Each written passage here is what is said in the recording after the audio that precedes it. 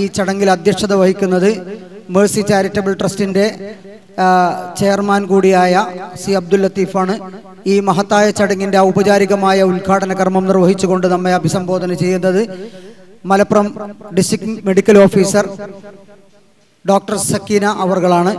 അതുപോലെ 60-ഓളം വീൽ ചെയറുകൾ നമ്മുടെ വിതരണം ചെയ്യുന്നതിൻ്റെ വിതരണോദ്ഘാടനം നിർവഹിക്കുന്നത് ബഹുമാന്യനായ Pookkottoor village officer Shibu sir അവർകളാണ്. അദ്ദേഹം ഇവിടെ സ്ഥലത്തെത്തിയിട്ടുണ്ട്. പാലിയേറ്റീവ് പ്രവർത്തകർക്ക് ഔപചാരികത വേണ്ട എന്നാണ്. എല്ലാവരും വളണ്ടിയേഴ്സാണ്, ഡോക്ടേഴ്സും അതുപോലെ ബന്ധപ്പെട്ട ആളുകളൊക്കെ. ഏതായാലും ചടങ്ങിന് വേണ്ടി ഒരു സ്വാഗതം പറയാണ്. ഇവിടെ നടക്കാൻ പോകുന്ന പരിപാടികൾ വിശദീകരിച്ചു. വീൽ ചെയർ വിതരണം, വികലാംഗരായ മലപ്പുറം ജില്ലയിൻ്റെ പല ഭാഗങ്ങളിലും ഉള്ള വികലാംഗർക്കുള്ള വീൽ ചെയറാണ് വിതരണം. അത് വിതരണം നമ്മൾ അവരെ വീടുകളിൽ എത്തിച്ചു കൊടുക്കുകയാണ്, അവരെ വന്ന് വാങ്ങിക്കൊണ്ടുപോകല്ല.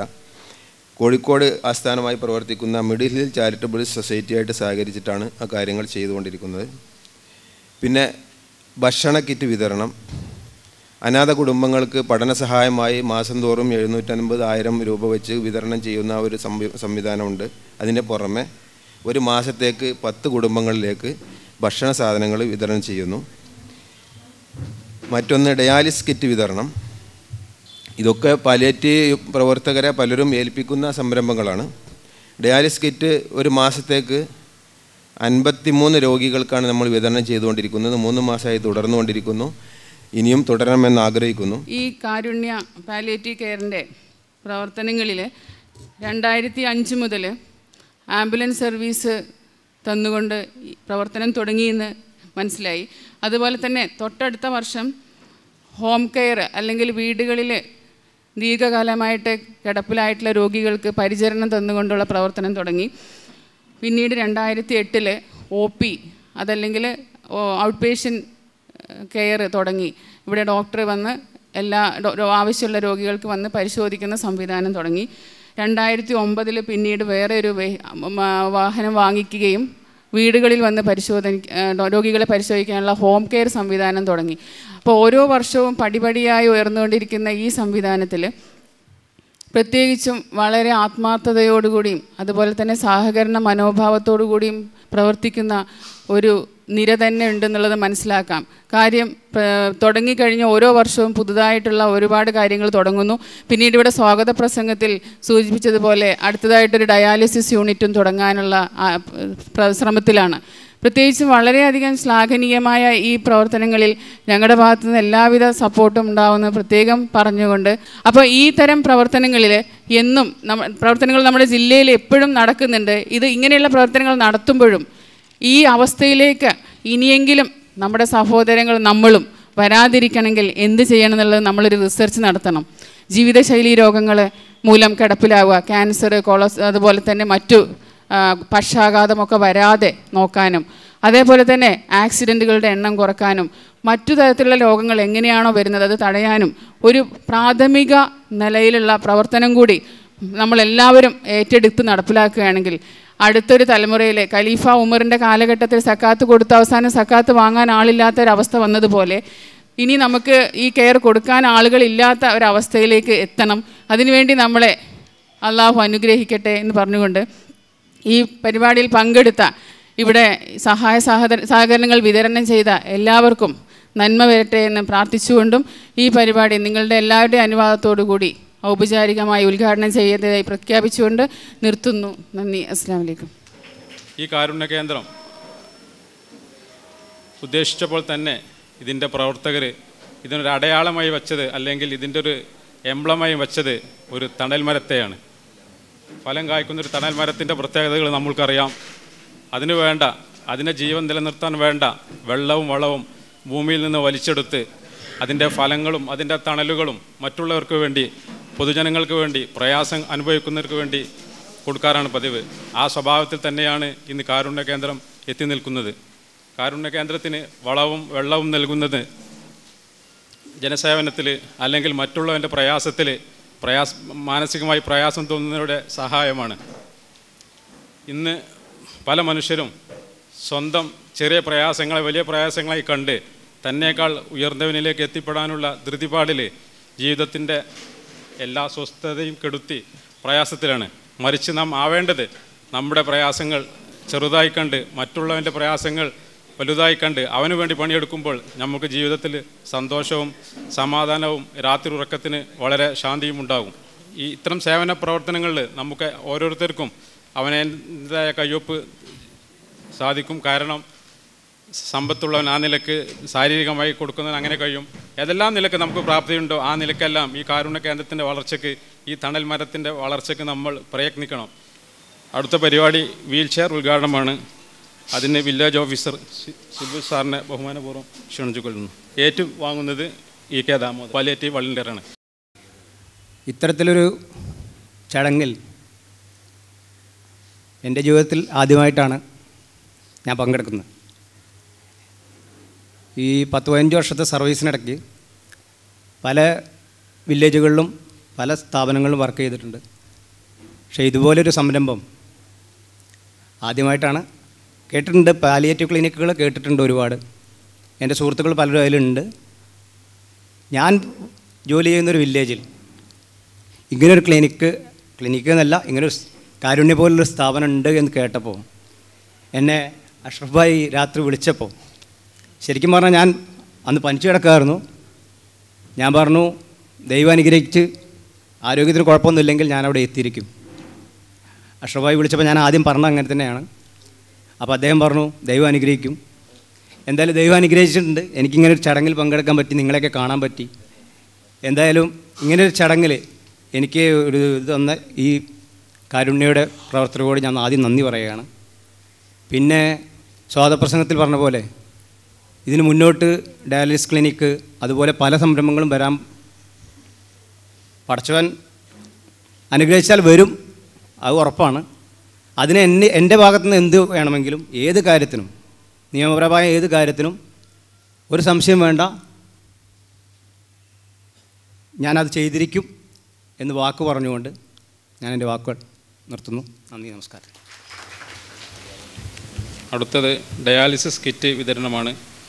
അത് വിതരണത്തിന് പൂക്കോട്ടൂർ പഞ്ചായത്ത് സെക്രട്ടറി മുഹമ്മദ് ബഷീർ സാഹിബിന് അത് ഏറ്റുവാങ്ങുന്നത് ഷഫീഖ് അഹമ്മദ്. കാരുണ്യ കേന്ദ്രം പോലുള്ള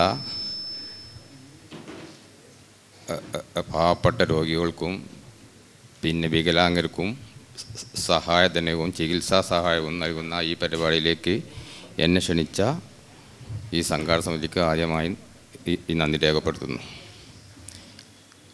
ഇത്തരം മഹനീയ ഈ പ്രസ്ഥാനങ്ങളും നാടിൻ്റെ നാനാഭാഗത്തും എല്ലാവരും ഒത്തൊരുമിച്ച് ഉയർത്തി വളർത്തി താലോലിച്ചു കൊണ്ടുപോകേണ്ടത് പിന്നെ നമ്മുടെ സമൂഹത്തിൻ്റെ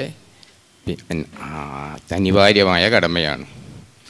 ധാരാളം രോഗികൾ പിന്നെ നമ്മുടെ നാട്ടിൽ ഇതുകൊണ്ട് ബുദ്ധിമുട്ടിക്കൊണ്ടിരിക്കുന്ന അവസരത്തിൽ നമ്മുടെ കയ്യിലുള്ള സമ്പത്തും പിന്നെ ആരോഗ്യവും സഹായിക്കാനുള്ള മനസ്സ് അത് വെറുതെ കിട്ടുന്നതല്ല, അത് നമ്മൾ ഉണ്ടാകേണ്ടതാണ്, എല്ലാവരിലും ഉണ്ടാകേണ്ടതാണ്. അതുണ്ടാക്കിയെടുത്ത് പാവപ്പെട്ട രോഗികളെയും മറ്റും നമ്മൾ സഹായിക്കേണ്ടതാണ്. അടുത്തത് ഭക്ഷണ കിറ്റ് വിതരണം. അതിന് സംസുദ്ദീൻ സാഹിബിനെ ബഹുമാനപൂർവ്വം ക്ഷണിച്ചുകൊള്ളുന്നു. അത് ഏറ്റുവാങ്ങുന്നത് മുഹമ്മദ് മാസ്റ്റർ. നമ്മുടെ മനസ്സൊക്കെ ഇപ്പോൾ ഏതവസ്ഥയിലാണ്? വാക്കുകൾ കൊണ്ട് വരച്ചു തീർക്കാൻ പറ്റുന്ന രീതിയിലല്ലല്ലോ നമ്മളെ മനസ്സിൽപ്പെടുന്നത്. മനുഷ്യൻ്റെ നന്മയ്ക്ക് വേണ്ടി നമ്മൾ ഓരോരുത്തരും കഷ്ടപ്പെടുന്ന മനുഷ്യർക്ക് വേണ്ടി പ്രാർത്ഥിക്കുക, അവർക്ക് വേണ്ടി സഹായം നൽകിയ ആളുകൾക്ക് വേണ്ടി നമ്മൾ പ്രാർത്ഥിക്കുന്നു. മനസ്സിൽ യാതൊരു കളങ്കവുമില്ലാതെ വാക്കുകൾക്ക് എനിക്കോ നിങ്ങൾക്കോ പറയാൻ കഴിയാത്ത രീതിയിൽ നമ്മളെ മനസ്സ് എവിടെയൊക്കെയല്ലേ ഇപ്പോൾ. ആ ഒരു അവസ്ഥയിലേക്ക് നമ്മൾ വളർന്ന് നമ്മൾ ഒരുമിച്ച് അത്ഭുതങ്ങൾ സൃഷ്ടിക്കാൻ ഈ കാരുണ്യ കേന്ദ്രത്തിന് 5-6 വർഷം കൊണ്ട് സാധിച്ചു എന്നത് ഒരു അത്ഭുതമല്ലേ. ഇനിയും ഈ നമ്മുടെ നാട്ടിന് വേണ്ടി എന്തെല്ലാം ചെയ്യാൻ കഴിയും എന്ന് നമ്മൾ ആലോചിക്കുന്നതിനപ്പുറത്തേക്ക് എത്താൻ നമുക്ക് പ്രയാസം ഉണ്ടാവില്ലല്ലോ നമ്മൾ ഒരുമിച്ചാൽ. നമ്മളെ മനസ്സ് നന്നായാൽ ആ രീതിയിലേക്ക് നമ്മൾ ചിന്തിക്കുകയും വളരുകയും ചെയ്യണം എന്ന് മാത്രമേ എനിക്ക് പറയാനുള്ളൂ. അടുത്തതായി നിർധരരായ വിദ്യാർത്ഥികൾക്കുള്ള യൂണിഫോമിൻ്റെ വിതരണ ഉദ്ഘാടനമാണ് നിർവഹിക്കുന്നത്. റിട്ടയർഡ് അസിസ്റ്റൻ്റ് എഡ്യൂക്കേഷണൽ ഓഫീസർ കുഞ്ഞു മുഹമ്മദ് സാർ അവർകളാണ്. അത് ഏറ്റുവാങ്ങുന്നത് എൻ കുഞ്ഞാപ്പു, പാലിയേറ്റീവ് വോളണ്ടിയർ. അത്താണിക്കലെ കാരുണ്യ കേന്ദ്രം ജീവകാരുണ്യ പ്രവർത്തന രംഗത്ത് വളരെ വലിയ മാതൃകാപരമായ പ്രവർത്തനങ്ങളാണ് കാഴ്ചവെച്ചുകൊണ്ടിരിക്കുന്നത്. ഈ രംഗത്ത് പ്രവർത്തിച്ച് ഇതിൻ്റെ അനുഭവത്തിൽ നിന്ന് മനസ്സിലാക്കിയിട്ടുള്ള ഒരുപാട് പ്രവർത്തനങ്ങളുണ്ട്. ഇന്ന് നമ്മുടെ ഇടയിൽ നടക്കുന്ന ഏറ്റവും മഹത്തായ പ്രവർത്തനം ഏതാണെന്ന് ചോദിച്ചാൽ തീർച്ചയായിട്ടും പറയാൻ കഴിയും ഈ രംഗത്തുള്ള പ്രവർത്തനം ആണ് എന്ന്. അതുപോലെ തന്നെ നമ്മളൊക്കെ എത്ര സൗഭാഗ്യത്തിലാണ് ജീവിച്ചുകൊണ്ടിരിക്കുന്നത് എന്നതും നമുക്ക് തിരിച്ചറിയാൻ കഴിയുന്നത് ഇതുമായിട്ട് ഫീൽഡിൽ ഇറങ്ങി പ്രവർത്തിക്കുമ്പോഴാണ്. ഞാൻ കൂടുതൽ ദീർഘിപ്പിക്കുന്നില്ല. ഈ പ്രവർത്തനങ്ങളിൽ സജീവമായി രംഗത്തുള്ള പെയിൻ ആൻഡ് പാലിയേറ്റിൻ്റെ എല്ലാ പ്രവർത്തകർക്കും ദൈവത്തിൻ്റെ കരുണ കടാക്ഷങ്ങൾ ലഭിക്കുമാറാവട്ടെ. അടുത്തതായി വിദ്യാർത്ഥികൾക്കുള്ള വിദ്യാഭ്യാസ സ്കോളർഷിപ്പിൻ്റെ വിതരണം നടക്കുകയാണ്. നൽകുന്നതിനു വേണ്ടി റിട്ടയർഡ് AEO മരക്കാർ മാഷയും ഏറ്റുവാങ്ങുന്നത് ഈ പാലിയേറ്റീവിൻ്റെ സ്ഥിര സാന്നിധ്യമായ നമ്മുടെ സിസ്റ്റർ വത്സല ചേച്ചി അവർകളെയും ക്ഷണിക്കും. നമുക്ക് പലതരത്തിലുള്ള രോഗങ്ങൾ ഉണ്ടായിക്കൊണ്ടിരിക്കുകയാണ്. രോഗികളുടെ എണ്ണം ദിവസം തോറും വർദ്ധിച്ചുകൊണ്ടിരിക്കുന്നു. ജീവിതശൈലി രോഗങ്ങൾ, അതുപോലുള്ള പല രോഗങ്ങളും കൂടിക്കൂടി വരികയാണ്.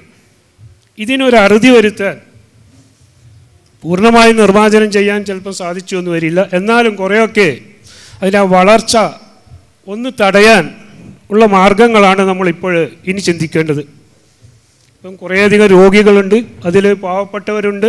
അവരെ സഹായിക്കുന്നതിന് വേണ്ടി നമ്മൾ ഇത്തരം പ്രവർത്തനങ്ങൾ നടത്തുന്നു.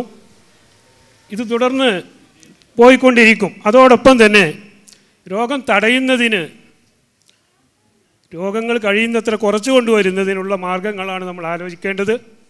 സോളിഡാരിറ്റി നൽകിയ നോട്ട് ബുക്കിൻ്റെ വിതരണവും ജമാഅത്തെ ഇസ്ലാമിയുടെ അസിസ്റ്റൻ്റ് അമീർ ഷെയ്ഖ് മുഹമ്മദ് സാഹിബിനെ ആദരപൂർവ്വം ക്ഷണിക്കുന്നു.